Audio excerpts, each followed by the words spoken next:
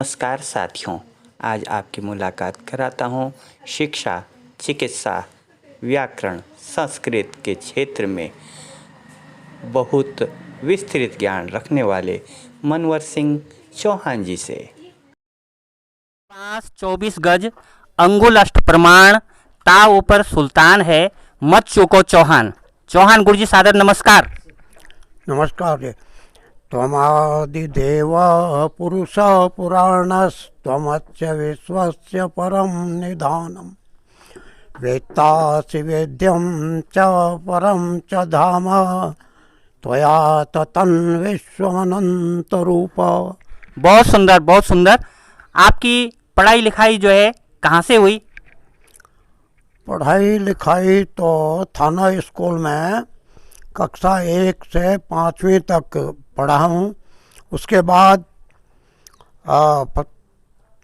6ठी से 8वीं Bhagwanpur junior high school से पास किया। उसके बाद 9वीं 10वीं हिंदू नेशनल स्कूल से किया। उसके बाद प्राइवेट इंटर BA MA तक किया। हाँ, पढ़ाई की है। अच्छा, जो पहला विश्व युद्ध हुआ था उस समय की तो नहीं, लेकिन दूसरे विश्व युद्ध के समय की जो है, आप छोटे थे, थोड़ा बहुत यादें हैं कि कैसे बच्चे छिपते थे, क्या होता था? हाँ, उसकी यादें इस तरह के हैं कि एक बार, वैसे एक बार क्या अनेकों बार, लेकिन एक बार की घटना सुनाऊं कि जब आकाश में हवाई जहाज चक्कर काट रहे थे तो हमको सिखा रखा था कि तुरंत ज़मीन में लेट जाओ और छिप सको तो कहीं छिप जाओ। मैं भी एक लकड़ियों का ढेर वहाँ पर रखा हुआ था और उसके नीचे कुछ जगह थी, उसके अंदर घुस गया। कुछ देर तक उसी में लेटा रहा। बाद में नींद सी आ गई, और नींद आ गई तो 2-3 घंटे बाद घर वालों ने देखा बच्चा नहीं है यहाँ पर, तो सारे ढूंढने लगे, पूरा गांव छान मारा।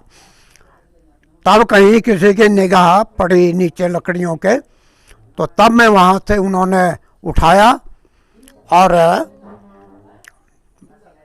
उसके बाद उनको बड़ा संतोष हुआ कि मिल गया, नहीं तो सारा गांव एक उसमें पड़ गया था अपना इस असमंजस में कि बच्चा कहाँ चला गया। तो इस तरह से हमको ये अभ्यास करा रखा था कि जब भी आकाश में जहाज जाए तो ज़मीन में लेट जाओ, कहीं छिप जाओ, किसी की ओट में हो जाओ। आपने जो है सिद्धांत कौमुदी का भी अध्ययन किया? सिद्धांत कौमुदी? हाँ, सिद्धांत कौमुदी का अध्ययन किया। और एक बार तो मैंने उसको इस तरह से पढ़ लिया कि उसमें जितनी भी धातुएं हैं, 934 धातुओं का 10 लकारों में मैंने अध्ययन किया। और सभी जितने गण हैं, सभी गणों में, और धातु के जितने प्रकार हैं, आत्मनेपद, प्रश्नपद, उभयपदी, सब में उनको याद किया। और मेरा उस समय पूरा अधिकार उस धातु रूपाणी या शब्द रूपाणी पर हो गया था। आपने जो है योगा, पतंजलि योग जो है, पातंजलि योग जो है, उस पर भी आपने जो है काम किया? हाँ, मैंने 1962 में पातंजलि योग शास्त्र पढ़ा और उस पर कुछ अभ्यास भी करने आरंभ कर दिए। तो मैंने उस समय आकाश में उड़ने की विद्या का अभ्यास शुरू किया और 8 फीट के लगभग मैं ऊपर उड़ गया। लेकिन तभी कुछ ऐसी पुस्तकें हाथ लगी कि उन कारणों से मैंने उस अभ्यास को आगे नहीं बढ़ाया। यद्यपि उसमें अनेकों विद्याएं, आकाश में उड़ने की विद्या तो है ही है, पानी पर चलने की विद्या, अंतर्धान होने की विद्या, परकाया प्रवेश की विद्या, अनेकों लिखी थी। उससे मुझे एक लाभ ये भी प्राप्त हुआ कि मैं बिना किसी दवा के उस पातंजलि योग शास्त्र और स्कंद पुराण के सहारे किसी को भी जिसकी लड़कियां ही लड़कियां हो रही हों उसको ये बता सकता हूँ कि तेरे लड़का ही कैसे होगा। हमारे शास्त्रों में सब कुछ विद्याएं निहित हैं। जो पानी पर चलने वाली विद्या है, आप बता रहे थे किसी किताब में आपने कुछ नाविक की और यात्री की कुछ बात सुनी जिस कारण आपने उसका अध्ययन नहीं किया। हाँ, वो ऐसा हुआ, एक सन्यासी जिन्होंने पानी पर तैरने का नहीं चलने का अभ्यास किया था, वो नदी के किनारे खड़े थे। एक नाविक जा रहा था, उसने कहा महात्मा जी आओ पार चलना है तो चलो। महात्मा ने कहा हाँ आप चलो, मैं आ रहा हूँ। उसने कहा नहीं मैं पैसा नहीं लूँगा, आप चलो। कि नहीं नहीं आप जाइए, मैं आ रहा हूँ। नाविक चल पड़ा। जब वो पार पहुँच गया तो महात्मा पैदल चल करके नदी के पार पहुँच गए। नाविक ने उससे पूछा महात्मा से कि आपने ये जल के ऊपर चलने का अभ्यास कितने समय में किया। महात्मा ने बताया 12 वर्षों में। तो उस समय नाव का किराया 4 आना बनता था। तो उन्होंने नाविक ने कहा कि बस आपने 12 वर्षों में 4 आने का ही काम किया। तो इसी कारण से मैंने भी वो आकाश में उड़ने की विद्या उस 8 फीट से ऊपर फिरे उसको अभ्यास को छोड़ दिया। और इसके अलावा भी दूसरी तीसरी कहानियाँ हैं, तो समय चूँकि इतना नहीं है इसलिए मैं उस कहानी को अभी नहीं सुना रहा हूँ। आप जो हैं किसी के जैसे सिर दर्द है उसके लिए भी बता रहे थे कि बड़ा आसान सा उपचार जो है, या बुखार के लिए अभी बता रहे थे आप। हाँ, जैसे साइनस हो जाता है, सिर दर्द भयंकर, आधा सीसी भी बोलते हैं, आधे सिर में दर्द, तो उसके लिए एक्यूप्रेशर और एक्यूपंक्चर 2 विद्याओं से भी बिना दवा के काम किया जाता है। तो मैं एक्यूप्रेशर से उस सिर दर्द को ठीक कर देता हूँ, चाहे कितना ही भयंकर सिर दर्द हो रहा है। और फिर ये भी है कि कुछ लोगों को एक बार करने से वो सिर दर्द उनको फिर जीवन में दोबारा हुआ ही नहीं। ऐसे ही नक्सीर का भी एक रोगी मेरे पास आया जिसने नाक का ऑपरेशन भी करा दिया था 16,000 रुपये में, लेकिन वो मेरे पास आया 7 दिन में मैंने उसको ठीक कर दिया। और फिर अभी तक 10-12 वर्ष हो गए, दोबारा उसको नहीं हुआ। इसी तरह से एक स्त्री मेरे पास आई जिसके दूधियों में कुछ ऐंठन सी हो गई थी और डॉक्टर ने कहा कि हो सकता है ये कैंसर हो सकता है। लेकिन मैंने एक्यूप्रेशर से ही 7 दिन के अभ्यास में उसका वो दर्द भी अपने ही सामने, उसने कहा अब दर्द नहीं है। और उसके बाद आज 7-8 वर्ष बीत गए, दोबारा उसको नहीं हुआ। और इसके अतिरिक्त भी मैंने एक व्यक्ति का ऐसा इलाज किया जिसको पेट में ट्यूमर डॉक्टर ने बताया और उसने कहा कि 1,35,000 में मेरा ऑपरेशन दिल्ली में होगा और मेरे पास पैसा नहीं है, अब तो मरने के ही दिन आ गए। तो मैंने उसको अपना घरेलू उपचार कुछ बताया और वो ठीक हो गया। इसको भी 10-12 वर्ष हो गए और आज तक वो ठीक है, अपना जीवन अच्छी तरह बिता रहा है। अच्छा, आप जो है भूगोल और संस्कृत में विशेष रुचि है आपकी। हाँ, भूगोल में 8वीं कक्षा में तो मेरा 50 नंबर में से 42 नंबर मैंने प्राप्त किए थे। अब 8 प्रश्न होते थे, 2-2 1-1 1.5 नंबर प्रश्न में कटते चले गए होंगे।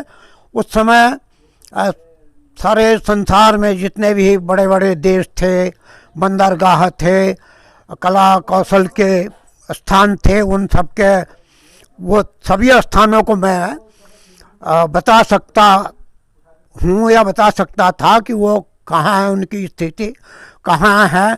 और जितने भी जलवायु प्रदेश थे उनके बारे में मुझे उनका बिल्कुल यथावत ज्ञान था, और जो कुछ मैं उनके बारे में लिखता था, उनका स्थिति, उनका विस्तार, उनके जलवायु, उनका रहन सहन, उनके उपज, उनका उद्योग धंधे, उनके व्यापार, इस संबंध में मुझे पूर्ण रूप से सब कुछ याद रहता था। अच्छा, व्याकरण पर भी आपकी बड़ी पकड़ है। अभी आप बता रहे थे कि 2 अक्षरों की जो क्रिया है उसमें कैसा होना चाहिए, 3 अक्षरों की जो क्रिया है उसमें क्या होना चाहिए, और एक आप अनपढ़ जो शब्द बता रहे थे कि कैसे जो है वो अपढ़ होना चाहिए लेकिन अनपढ़ हो गया वो, तो थोड़ा उसके बारे में भी बताइए।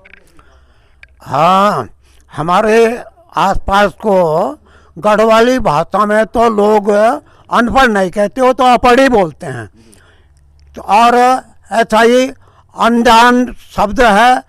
अब अनपढ़ माने उस हिसाब से हो गया पढ़ा लिखा, और अनजान माने जाना पहचाना, क्योंकि वो शब्द तो अजान है, उसमें अगर ना लगा दिया तो दो दो ना लगने से अ माने भी नहीं, ना माने भी नहीं, अनपढ़ माने नहीं है जो नहीं पढ़ा हुआ। अगर वो नहीं पढ़ा हुआ है तो पढ़ाई लिखा होगा।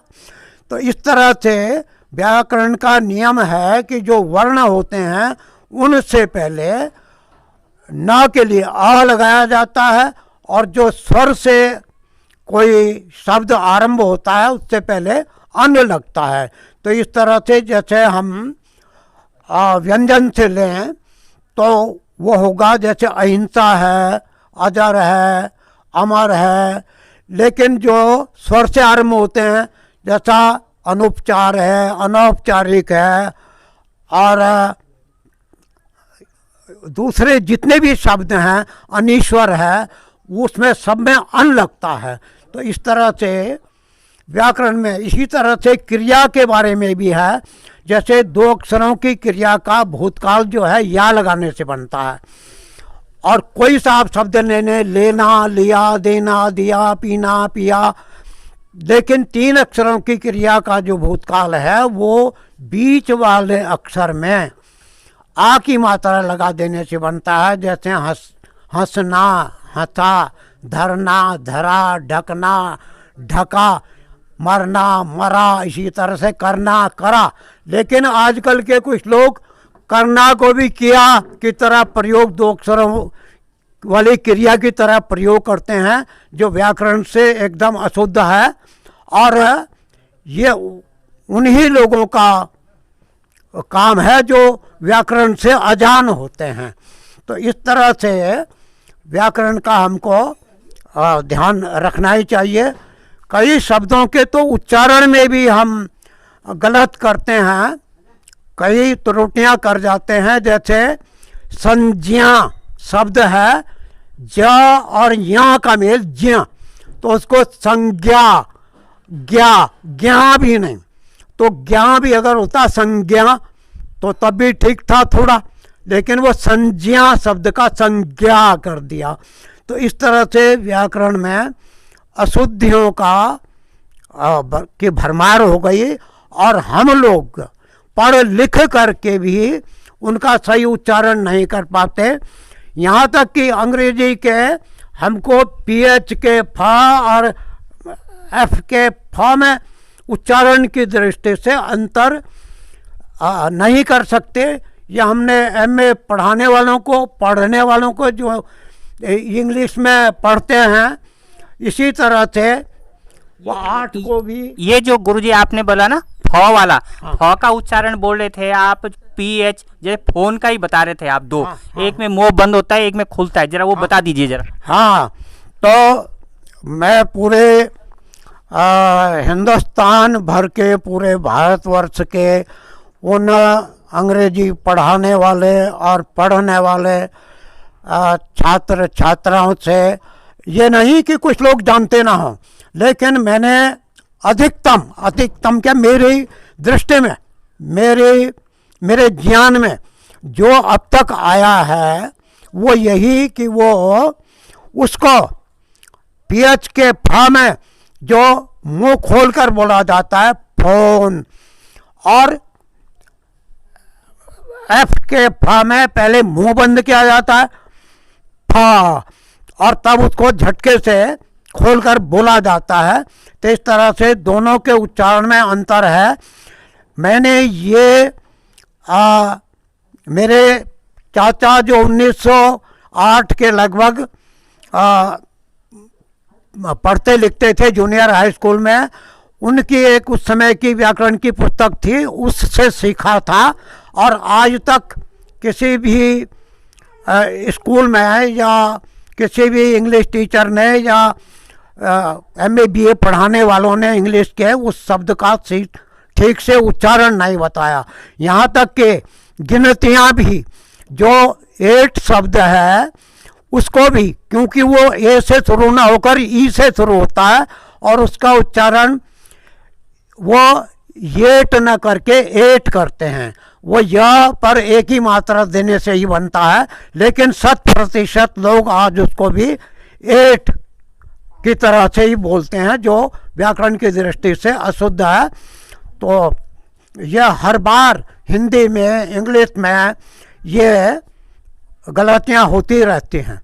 धन्यवाद, धन्यवाद गुरुजी। थोड़ा बंद कर जी, थोड़ा ईश प्रार्थना हो जाओ। त्वमेव एवासि जगन्नियन्ता प्रभो वयं त्वां सततं नमामः। त्वमेव एवासि विभिन्ननामा प्रभो वयं त्वां सततं नमामः। आपके समय की कोई कविता, जैसे सुदामा चरित या झांसी की रानी वाली, या कोई और जो आपकी मनपसंद कविता रही हो? अच्छा, मैं एक कविता सुदामा जी के दान के संबंध में कहता हूँ। भामिनी दह्यों दुजई सब लोक तजौ हठ मोरे है मन भाई। लोक चतुर्दश की सुख संपदा लागती विप्र बिना दुखदाई। तो मन माही रुचई न रुचई, रुचई है हमें तो वह ठौर सदाई। जाई बसों न के गृह माही, करी हों द्विज दंपति की सेवकाई। गुरुजी, युधिष्ठिर जी और यक्ष प्रश्न, एक कोई प्रश्न। अच्छा, यक्ष ने युधिष्ठिर महाराज से प्रश्न किया कि आश्चर्य क्या है? तो युधिष्ठिर जी ने उत्तर दिया, अहानि अहानि प्रेतानि गच्छन्ति हयमालयम्, शेषां स्थावरमिच्छन्ति किम आश्चर्यम अतः परम। कि प्रतिदिन लोग मर रहे हैं, लेकिन जो शेष हैं वो जीने की इच्छा रखते हैं। इससे बढ़कर आश्चर्य और क्या हो सकता है? बहुत सुंदर, बहुत सुंदर। गुरुजी, आप तई कुछ औखाणा पखाणा भी नहीं याद? वो एक इस्लाम धर्म में कहते हैं कि या खुदा आज की रोटी मुझे बख्श दे, पर मुझे परीक्षा में मत डाल, मुझे इम्तिहान में मत डाल।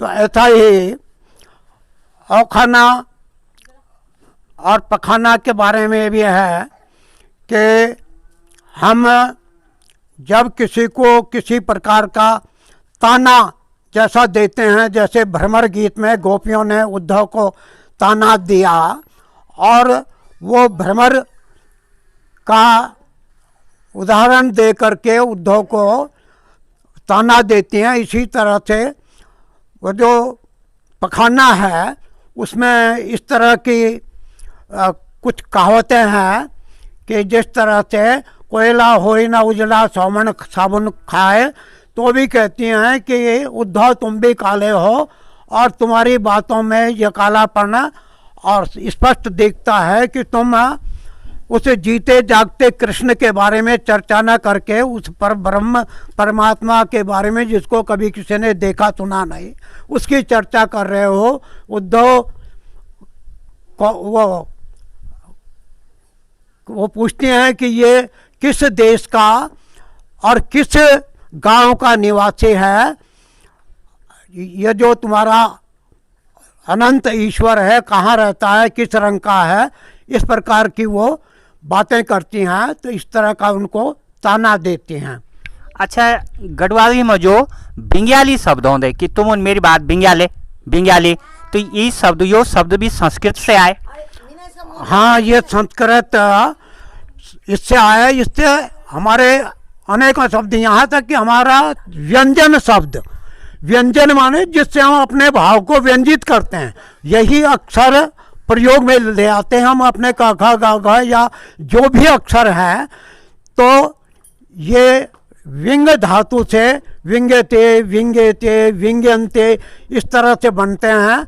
और संस्कृत शब्द जितने भी हैं, जितनी धातुएं हैं, उनका मूल रूप से प्रयोग संस्कृत भाषा के उन शब्दों का गढ़वाली में होता है। बावरी एक भाषा है जो जौनसार बाबर में बोली जाती है, जिसे हम प्राकृत भाषा भी कह सकते हैं। तो इस तरह से हमारा प्राचीन जो संस्कृत शब्द से पहले था प्राकृत भाषा, वो गढ़वाली में, और उस बाबरी भाषा में आज भी हमें प्राप्त होता है। तो इस तरह से ये हमारा गढ़वाली अक्षय भंडार है संस्कृत का भी। तो गुरुजी बहुत बहुत धन्यवाद। नई पीढ़ी के लिए कोई आपका संदेश, छोटा सा संदेश, नई पीढ़ी के लिए कोई संदेश, भाषा से संबंधित, आचार व्यवहार, संस्कृति, रहन सहन, खान पान से संबंधित?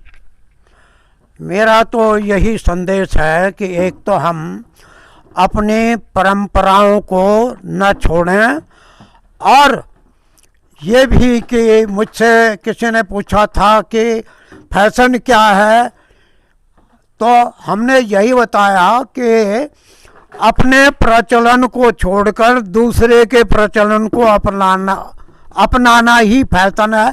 तो हमारे जो पुराने रीति रिवाज हैं, पुराना प्रचलन है, उसी में हम चलें और नए प्रचलन को तभी अपनाएं जब हम उसमें कुछ विशेषता देखते हों। इसलिए अपनी भाषा, अपने रीति रिवाज, अपना चलन, अपने मंदिर, अपनी पूजा, अपने धर्म ग्रंथ, इन्हीं का, क्योंकि इनमें अनंत संभावनाएं, समस्त वेद शास्त्र, यहाँ तक कि पूरा जीवन में भी जिनका हम अध्ययन नहीं कर सकते, ऐसे हमारे वेद आज भी हमारे पास धरोहर हैं। धन्यवाद, धन्यवाद गुरुजी।